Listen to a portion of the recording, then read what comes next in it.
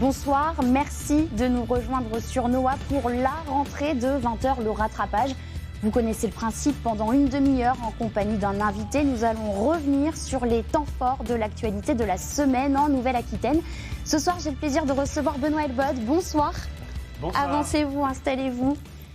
Vous êtes le directeur de l'ARS de la Nouvelle-Aquitaine, l'Agence régionale de santé. Merci d'avoir accepté notre invitation. Alors pour commencer cette émission, j'aimerais qu'on regarde cette image. Elle a été tournée mardi à Agen. Elle va s'afficher, voilà, des soignants qui manifestent contre l'obligation vaccinale. Pour commencer, qu'est-ce que ça vous inspire ?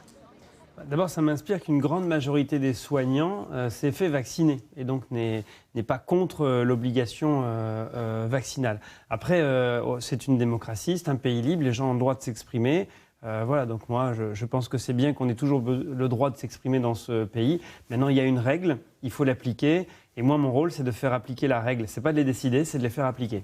Alors, on aura le temps de revenir là-dessus. Juste après ce premier reportage, je vous propose justement d'écouter les revendications de ces réfractaires à la vaccination. Un reportage tourné devant le centre hospitalier de La Rochelle. Quelques dizaines de personnes, 40 au maximum. Une manifestation pour dénoncer l'obligation de se faire vacciner sous peine de perdre son emploi à l'hôpital. Que les choses soient claires, la CGT, elle est pour la vaccination. Elle est aussi pour la liberté. Donc on représente tous les travailleurs du soin. Et parmi les travailleurs du soin, il y en a qui refusent la vaccination obligatoire. Donc comme c'est une atteinte à leur liberté à travailler, la CGT sera toujours en opposition avec ceux qui nous empêchent d'être travailler librement. Sur les 4500 personnes qui travaillent à l'hôpital de La Rochelle, plus de 80% des salariés ont déjà reçu une dose. L'ensemble des médecins et 3/4 des aides-soignants, infirmiers et infirmières ont franchi le pas. Pour la direction des ressources humaines, c'est une course contre la montre qui commence pour convaincre tout le monde. Notre priorité actuellement, c'est faire de la pédagogie, de l'information, relancer tous les professionnels qui ne sont pas déjà répondus pour être sûr que tout le monde a bien eu l'information et apporter son document. Ce que prévoit la loi, effectivement, c'est pour ceux qui ne l'ont pas fait à la date du 15 septembre, qu'on les rencontre individuellement. Et s'il n'y a pas eu de vaccination, effectivement, ça prévoit une suspension. Selon les syndicats, certains personnels ont déjà pris leur décision. Ils ne se feront pas vacciner. Il y a beaucoup de collègues qui viennent nous contacter pour démissionner, partir en disponibilité, changer carrément d'orientation professionnelle pour ne plus exercer la profession de soignant. Ça reste majoritairement ces cas-là. Et parmi tous les appels, effectivement, principalement infirmiers et soignants. Pour rappel, le personnel des hôpitaux doit justifier d'au moins une dose au 15 septembre et d'une vaccination complète au 15 octobre pour pouvoir exercer leur métier. Benoît Elbode, on va se parler franchement. Combien de soignants risquent de rendre leur blouse en Nouvelle-Aquitaine ? Est-ce que vous avez déjà des données, des remontées du terrain ? Alors, on a quelques remontées, mais c'est compliqué à interpréter. D'abord parce qu'on n'est pas à la date du 15 septembre. Donc mais ça arrive bientôt. Ça arrive bientôt, mais on se dit qu'il y en a peut-être qui tentent et qui vont croire qu'à un moment donné, parce qu'évidemment, dans la situation dans laquelle on est aujourd'hui, même s'il y a un faible pourcentage de personnel ne se fait pas vacciner, ça peut déstabiliser l'organisation des hôpitaux, mais aussi des établissements médico-sociaux, les EHPAD, on n'en parle pas, mais quand vous avez des EHPAD avec très peu de personnel, il suffit qu'une infirmière ne souhaite pas se faire vacciner et manque pour que ça pose des problèmes. Donc aujourd'hui, il y a un espèce de petit rapport de force, mais le message est clair, hein, le gouvernement a été très clair, hein, il n'y aura pas de prolongement, hein, ça s'appliquera à partir du 15 septembre. Comme ça a été dit dans le reportage, il y a de la pédagogie jusqu'au 15 septembre. À partir du 15 septembre, il n'y a plus de pédagogie. Alors après, il faut aussi, dans la pédagogie, un certain nombre de professionnels de santé pensent que cette obligation vaccinale, elle n'est pas pérenne. C'est-à-dire qu'ils confondent la fin du pass sanitaire, un jour on va arrêter le pass sanitaire, et la fin de l'obligation vaccinale. Non, il n'y a pas une période à passer. S'ils ne sont pas vaccinés, ils ne pourront plus travailler, plus jamais, puisque l'obligation vaccinale est, elle, pérenne. D'accord, donc ça c'est effectivement important de le rappeler. On vient de voir des mobilisations devant les hôpitaux, il y en a aussi dans la rue. Aujourd'hui, c'est le 9e samedi de protestation contre le pass sanitaire. Alors avant de vous faire réagir là-dessus, d'aborder avec vous la question du pass sanitaire, regardons ce reportage tourné samedi dernier à Limoges. Comme les précédentes semaines, les composantes de ce défilé limougeot étaient diverses. Les antipasses sanitaires qui déplorent un accroissement de la surveillance des populations ou encore ceux qui refusent catégoriquement le ou les vaccins. Est-ce que vous êtes dans la manif ? Parce que je suis contre le vaccin. On a plusieurs vaccins. On ne sait pas du tout les incidences qu'ils vont avoir sur notre système immunitaire, comment ils vont booster. Je suis maman, je suis enseignante, et là, toucher aux enfants, ça va trop loin. Pourquoi vacciner une catégorie de la population qui n'est pas à risque, qui n'est pas concernée par ce virus? On nous injecte un truc, on ne sait même pas ce qu'il y a dedans. Comme d'habitude, pas de leader officiel, même si plusieurs personnes menaient le cortège. Avec leurs pancartes et quelques drapeaux bleu, blanc, rouge, les manifestants ont écumé le centre-ville.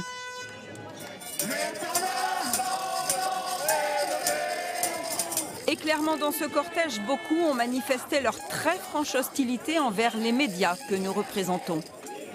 Les médias sont pourris! État totalitaire! Un défilé qui passait par les rues commerçantes, alors qu'en pensaient quelques-uns de ceux qui l'ont croisé par hasard. Ils ont le droit de manifester. On est un pays libre. J'entends des mots comme dictature, résistance ou autre. Il y a beaucoup de pays où ils aimeraient pouvoir défiler aussi librement qu'ils le sont aussi aujourd'hui en France. Heureusement que j'ai été vacciné contre le BCG dans les années 50. Heureusement que j'ai contre la tuberculose, contre la poliomyélite. Parce que la plupart de ces gens-là, s'il n'y avait pas eu de vaccin, ils ne seraient pas là parce que leurs parents seraient morts. Tout s'est terminé par une chaîne humaine devant la mairie. Et comme presque chaque samedi, pendant les mariages. Alors un mot tout d'abord sur le pass sanitaire. Il y a quelques jours, le Premier ministre Jean Castex déclarait que c'était un progrès. Est-ce un progrès qu'il faudra prolonger après le 15 novembre, ce pass sanitaire? Alors, ce ne sera pas à moi d'en décider. Moi, ce que je peux vous dire, c'est qu'aujourd'hui, ce qui existe dans notre société, c'est que quand il se passe quelque chose qui peut être un danger pour soi-même ou pour les autres, on l'encadre et on le régule. Par exemple, conduire une voiture, ça peut être un danger pour vous-même ou pour les autres. Donc, vous n'êtes pas libre, il faut un permis de conduire, qui est beaucoup plus exigeant que le pass sanitaire, avec un examen qu'on peut rater. Là, on ne peut pas rater le pass sanitaire. Hein. Personne n'échoue à l'examen du pass sanitaire. Donc, c'est tout à fait normal et on aura d'autres exemples dans la société. À un moment donné, quand il y a un danger pour la société elle-même, la société fait des règles pour éviter ce danger. Et ce n'est pas une perte de liberté.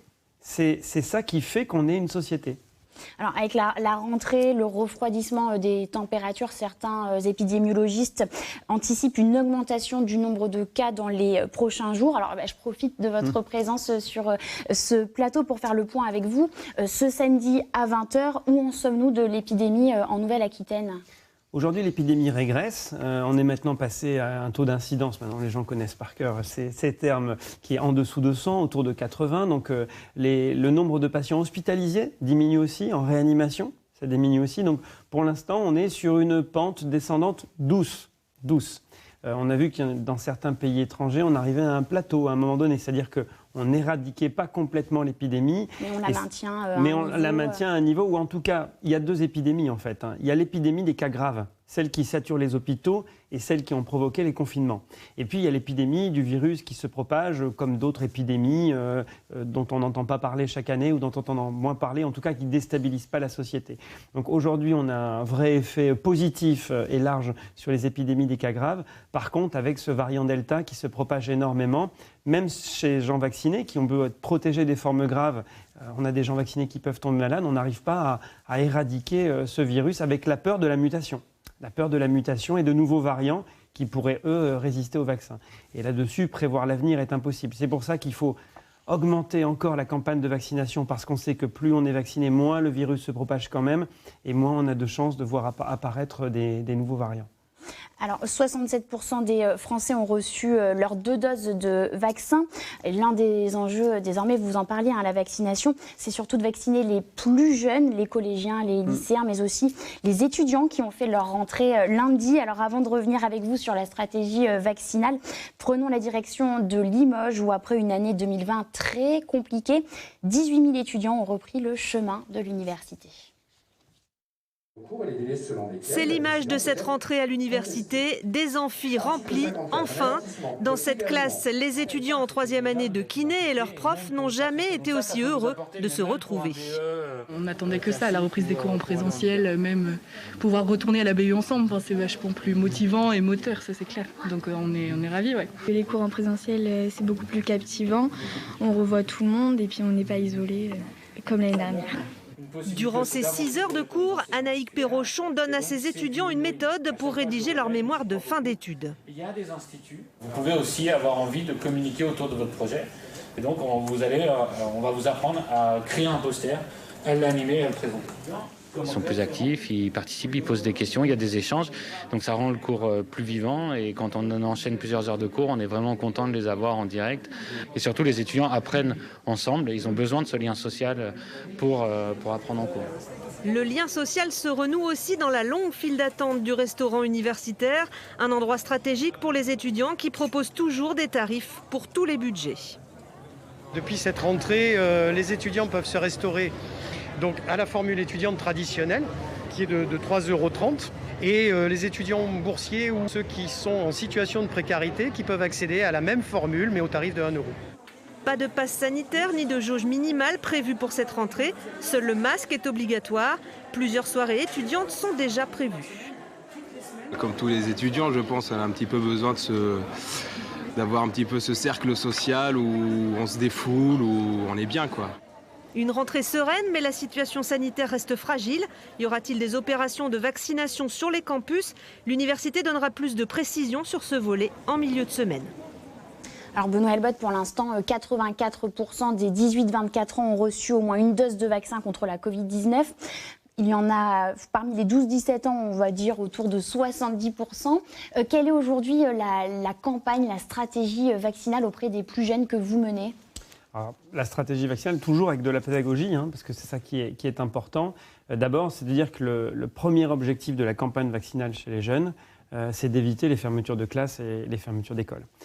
Comme ça a été dit dans le reportage, le fait d'éloigner les jeunes de leur scolarité, de leur vie sociale, ça a été une catastrophe, on le sait, et aujourd'hui c'est très dur pour cette génération qui a subi les différents confinements.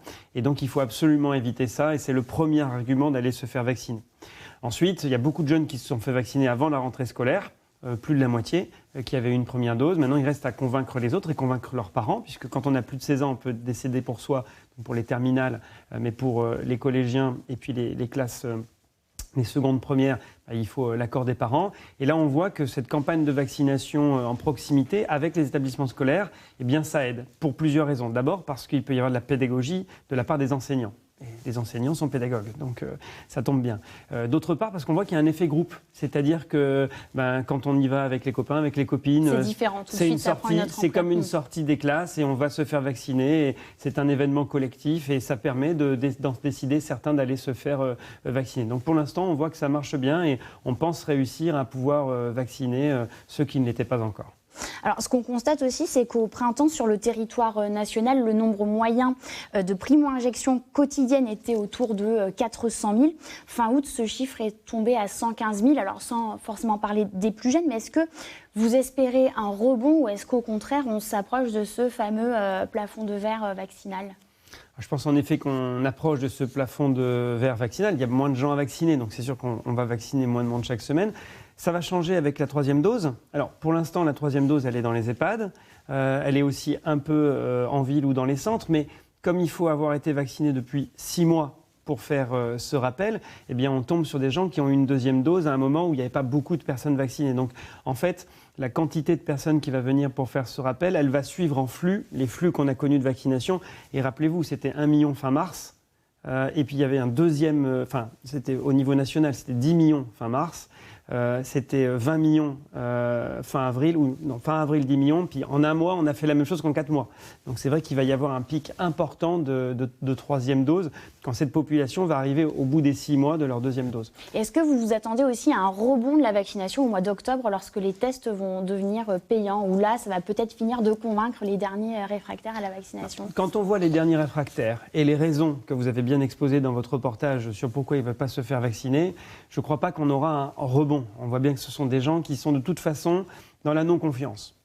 Et aujourd'hui, c'est un peu le problème des réseaux sociaux. Si vous voulez trouver des arguments qui ont l'air scientifiques de ne pas vous faire vacciner, il suffit d'aller sur les réseaux sociaux. Vous trouvez autant d'arguments pseudo-scientifiques, en tout cas quand on n'est pas scientifique, voire même des grands scientifiques, passés, en général, plutôt, qui viennent témoigner. Donc, à partir du moment où vous ne faites plus confiance en l'État, où vous ne faites pas confiance à la haute autorité de santé, où vous ne faites pas confiance aux autorités scientifiques médicales, je ne vous parle pas de tel ou tel expert qui se désolidarise de l'ensemble du monde de la médecine.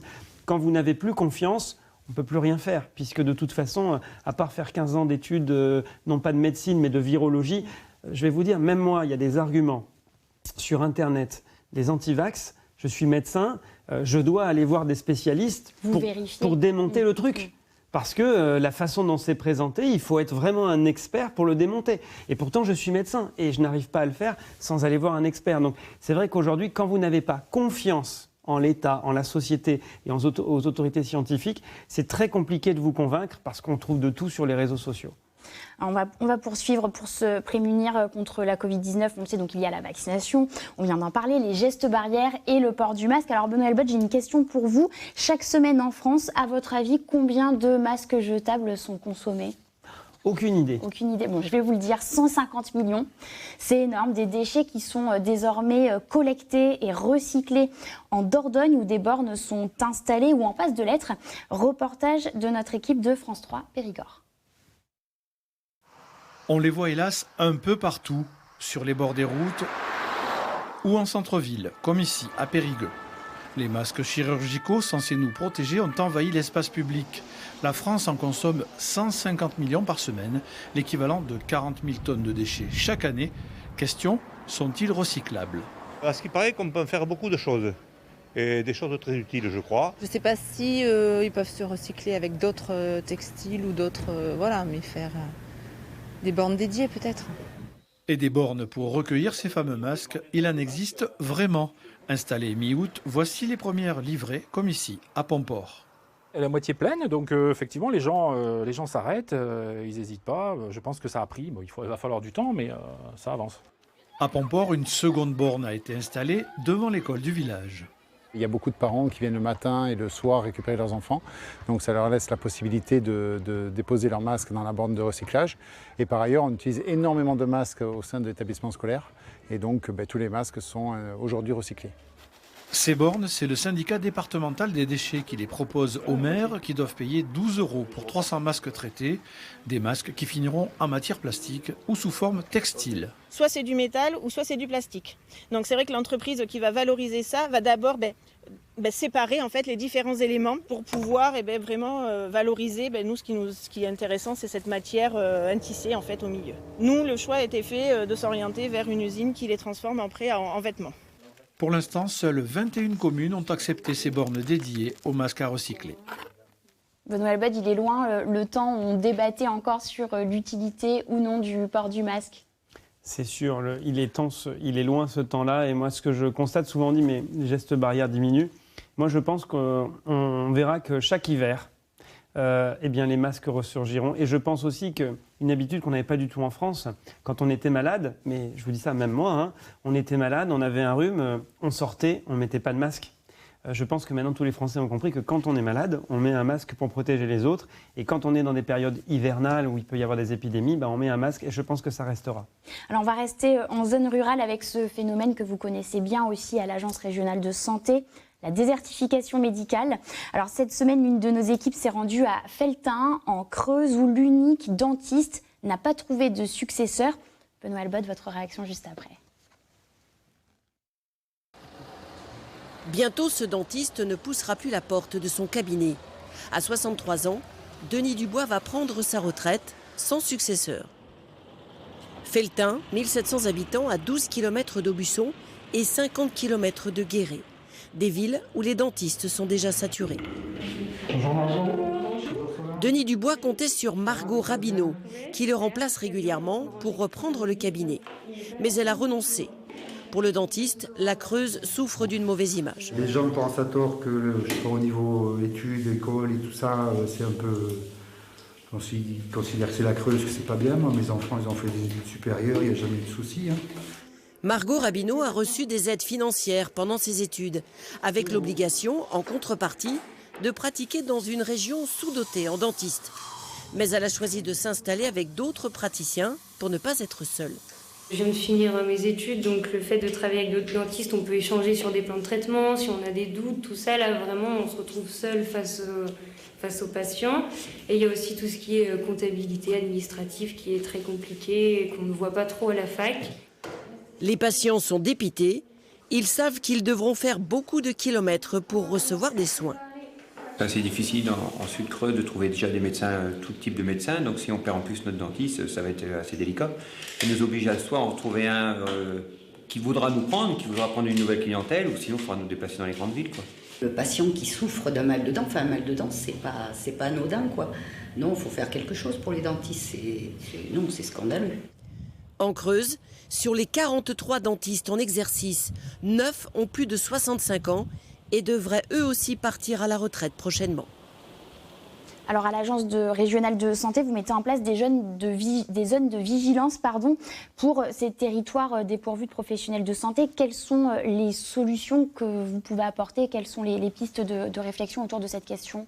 Alors tout d'abord, il faut comprendre que pour l'agence régionale de santé, si on met de côté le Covid, c'est la question prioritaire.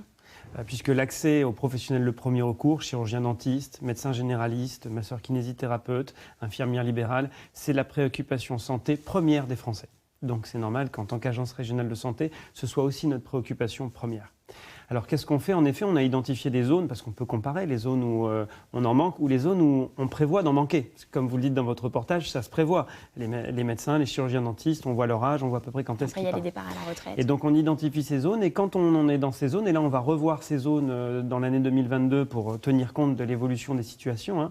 Et dans ces zones, on a un certain nombre d'avantages quand on va s'installer, d'avantages financiers en lien avec l'assurance maladie. On a aussi l'avantage, ça a été dit dans votre reportage, qu'un certain nombre d'étudiants choisissent d'être subventionnés pendant leurs études, en contrepartie de quoi ils s'engagent à aller travailler dans ce type de zone. Mais surtout, ce que votre reportage montre bien, c'est que le défi à relever aujourd'hui, c'est la transformation de la pratique. On ne travaille plus seul. Et la jeune chirurgien dentiste le dit bien. Et c'est vrai qu'aujourd'hui, si on ne crée pas des structures pluriprofessionnelles, pluridisciplinaires, eh bien, tous les gens qui exercent seuls auront beaucoup de mal à trouver quelqu'un pour les remplacer. Il faut que les professionnels s'organisent à plusieurs, et c'est aussi le rôle de l'ARS que d'inciter ça et d'accompagner ça. Alors on reste au chapitre de la santé avec cette sonnette d'alarme tirée par l'établissement français du sang de Nouvelle-Aquitaine. Les stocks de sang sont de plus en plus faibles dans la région. Il faudrait... en ce moment, 800 poches de sang sont collectées chaque jour. Il en faudrait 1000 pour pouvoir voir venir ses collègues. Benoît Elbode, on se retrouve juste après ce reportage tourné à Bordeaux. C'est devenu une habitude pour Florence. Je vais vous installer. 3 fois par an, cette retraitée vient donner son sang. Je vais vous embêter un petit peu. Moi, je le dis aussi autour de moi, si mes enfants, faites-le, vous êtes en bonne santé, faites-le. On a besoin de sang. Des besoins cruels en Nouvelle-Aquitaine. Comme partout en France, les stocks de sang sont de plus en plus faibles dans la région. L'EFS, l'établissement français du sang, tire la sonnette d'alarme. Pour la Nouvelle-Aquitaine, on a besoin de 1000 poches par jour et actuellement, on prélève plutôt autour de 800 poches par jour. Donc il nous manque 200 poches. Et donc, si on ne fait rien, nos réserves vont continuer à s'épuiser et ça pourrait devenir inquiétant. Alors, comment attirer les donneurs? Juste en face de l'établissement français du sang, des agences se mobilisent. Bonjour monsieur, pour le don du sang? Et tentent de convaincre les Bordelais de donner leur sang, comme Baptiste, réceptif à l'appel. Je voulais le donner depuis longtemps et là je passe devant l'hôpital en fait tous les jours et là je me suis dit tant qu'à faire c'est autant le donner maintenant. Ouais. Un don du sang possible tous les 2 mois, jusqu'à 6 fois par an pour les hommes, 4 pour les femmes. Vaccinés ou non contre la Covid-19, vous pouvez vous rendre dans un centre de collecte où le pass sanitaire n'est pas obligatoire. Benoît Elbode, vous le savez, l'émission a pour but de revenir sur les temps forts de l'actualité de la semaine dans la région. Alors, on va s'éloigner un petit peu de votre champ de compétences, mais vous restez bien évidemment avec nous. Direction le vignoble bordelais où les vendanges viennent de commencer. Avec cette ombre au tableau, les travailleurs saisonniers français se font rares, ce qui oblige les viticulteurs à faire appel à une main-d'œuvre étrangère. Regardez. Allez, on se replace, 2 par an, un porteur. Pour ce coup d'envoi des vendanges ce matin au château de Creusot, 40 vendangeurs ont été recrutés. Quelques Girondins, mais surtout pas mal d'Européens, dont ses 2 frères espagnols, fidèles au château depuis 3 ans. J'ai l'habitude aussi, on vient d'Espagne et là-bas on a travaillé aussi au champ. Et la chaleur, ça va? Ça va, on n'a pas peur. Nous avons des Bulgares, des Espagnols, des Italiens, des Anglais et des gens du voyage. Donc ça fait une quinzaine d'années qu'ils nous suivent tous. Et parmi eux, une troupe de Bulgares sédentaires à Bordeaux, tous originaires du même petit village, qui mettent de l'ambiance. Nous travaillons ici déjà 7 ans. Et nous travaillons saisonniers, et travailler et commencer mois de mai jusqu'à octobre. Les locaux ont du mal à venir faire les vendanges parce qu'aujourd'hui ça dure longtemps, c'est 6 à 7 semaines. C'est un travail difficile qui n'est pas forcément bien rémunéré. D'habitude, en plus, on commence les vendanges des blancs au mois d'août. Donc on a des étudiants. Cette année, on est aujourd'hui le 7 septembre. Les étudiants ont repris les cours. Question rémunération, c'est un peu comme partout le SMIC horaire qui est pratiqué. C'est physique, on travaille sous la chaleur, sous les intempéries. Toute la journée on se plie, on porte, on marche dans la terre. Donc c'est cool, mais c'est vrai que si on était un peu mieux payé, ce serait vachement mieux. Ouais. Et pour attirer ces travailleurs, une base de vie a été aménagée ici où ils peuvent garer leurs camions et planter leurs tentes. 15 000 € de frais engagés pour améliorer leur quotidien. Il y a les douches, il y a la cuisine, on a un chapiteau commun, des tables, il y a tout ce qu'il faut, on est franchement bien. Et je me suis dit qu'en leur offrant des conditions de vie déjà saines, des conditions sanitaires, des conditions de rassemblement, on allait aussi, grâce à ça, les fidéliser et les avoir d'année en année. Un autre château partage désormais le site et les frais, un exemple à suivre pour améliorer l'accueil des saisonniers. Alors bien au-delà de notre région, cette actualité a aussi marqué la semaine, l'ouverture mercredi du procès des attentats du 13 novembre 2015 à Paris et aux abords du Stade de France à Saint-Denis. 14 prévenus, 1800 parties civiles dans nos journaux locaux et régionaux. Nous avons donné la parole à ces familles endeuillées, des témoignages à retrouver sur notre site internet France 3 Nouvelle-Aquitaine. Et aujourd'hui, c'est une date particulière, cela n'a pas dû vous échapper, Benoît Elbod. Nous sommes le 11 septembre, il y a tout juste 20 ans, en moins d'une heure et demie, 4 avions s'écrasaient à New York, Washington et en Pennsylvanie. Ces attentats ont causé la mort de 2977 personnes. Une journée d'horreur dont se souvient Jean-Pierre Gault. Ce Bordelais était à New York au moment des faits.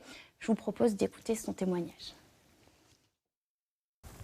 L'homme qui arrose aujourd'hui tranquillement son jardin a été 20 ans auparavant au cœur du bruit et de la fureur d'un certain 11 septembre 2001. Jean-Pierre Gault était à New York le matin des attentats. Il témoignait à l'époque.